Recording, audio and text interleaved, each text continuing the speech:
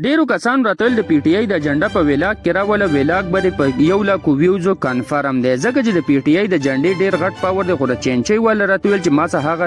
ځای کې د جنډې په سر باندې پولیس والا او سو کړل. سلامونه ټول یاران دوستان ته یو نوې ورځ او یو نوې سهارو بیګا د خیر سره باران شوی او چې نن موسم یې ډیر زیات مزیدار او خوندور جوړ کړی او چې کور نه بهر راوته مونږ چې ډاک ته مې وکړل ډیر زیات خولې شین او ډیر زیات مزیدار ښکارېدو خو ما ویل زه به یار پکې دې سیټ ته کینم او د خپل پارټنر انتظار وکوم چې کلم هغه راشي نو زه به د هغه سره په موټر سایکل کینم تر دې چې هغه را ورسېدو موږ روان شو د کار په توران کې د کار په طرف باندې تر دې چې د پارټنر را د په لاره باندې قصه شروع کړه ما ته ویل چې سبا خو 14 اګست هم دی نو ما ورته ویل 14 اګست سره به ګورو زموږ د پښتون سړي لپاره 14 اګست څه کوي تر دې چې موږ روانو او دلته کې موږ ته رایه شو چې موږ د خپل رګړی ماشین به د میسري نه وړو د کار ځای ته بس دلته په دې روډ ودرېدم د چینچي والا انتظار مې شروع کو تر دې چې زمونږ د کم چینچي والا هغه زمونږ نه رامخ کې شو او موږ ته ویل تاسو راځئ د مارکیټ ته چې زر زر د ماشین وخېجو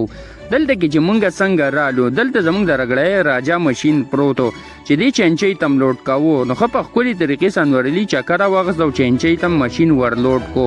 تر دې چې مخکې مونږ کله روان شولو نو تاسو لیدل چې ماشین هم مضبوط د روانېدو نه مخکې وتړو مونږ ویل چې هسې نه دا پریوزي ځکه چې دا سیلوري ماشین دی دا چې پریوزي دا یو ټک کوي ماتیږي داسې ماتیږي لکه سړي چې لرګی مات کی بس په دې ځای کې چې ښه په ښکلي طریقې او خوندور موسم سره مونږ روان شو د کار په طرف باندې نو دلته کې تاسو کتای شئ چې په د الټا سایډ روانو ځکه چې ټرن ډېر مخکې و تر دې چې مونږ نه چینچۍ مخکې شوله ځکه چې په هغې کې ماشین پروت مونږ ورته دلته دا رسوه د درګۍ وزیرآباد ته بس هغه راته ویل یار تاسو فکر مه کوئ بس تاسو شاته په قلار راځئ او د ځان خیال هم ساتئ مونږ ورته ویل هېڅ ټینشن ماله په دې ځای کې زما د فیورټ پارټۍ یو جنډې والا چینچي روانه وه چې زما ډېره زیاته خوښه وه خو دې جنډې والا چینچۍ راته یو قصه وکړه چې ما له هغه ځای کې پولیسو پوره 1500 روپۍ پارچه راکړله ما ورته ویل په دې څه داسې قسمه وجه وه چې تا لې پارچه درکړه هغه ماته ویل چې یاره راته ویل چې تا په دې چینچۍ باندې دومره غټه د پی ټي آی جنډه ولې لګولې ده نو ما ورته ویل چې یار دا زما شوق دی او زما پارټي ده په دې وجه مې لګولې نو اوس نه پوهېږم چې دې پولیسو دله ولې پارچه ورکړې ده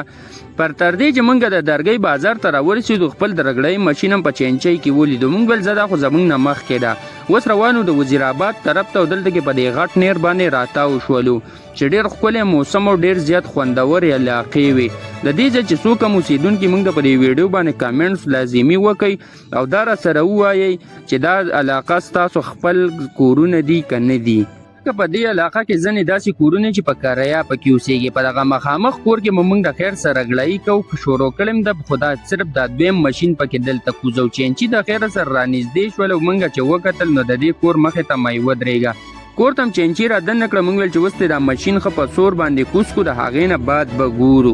چې ماشین هم دلته کې ښه په سور باندې کوزول شروع کړو ستاسو ته مالپړي مړي د علاقاوانو بس ماشین هم کوز کړو دلته کې بره چت ته راوختم چې دلته کې رانورلي دویم ماشین پروت و خو دلته د کور مالک راغلی او نور استادان د ټایلز ماربلو والا لګیا چې هغوی ټایلونه لګول او مالک ورته په سر باندې ولاړ بس واپس دلته کې خپل چت ته راوختم انورعلي ته مې وکتل چې هغه خپل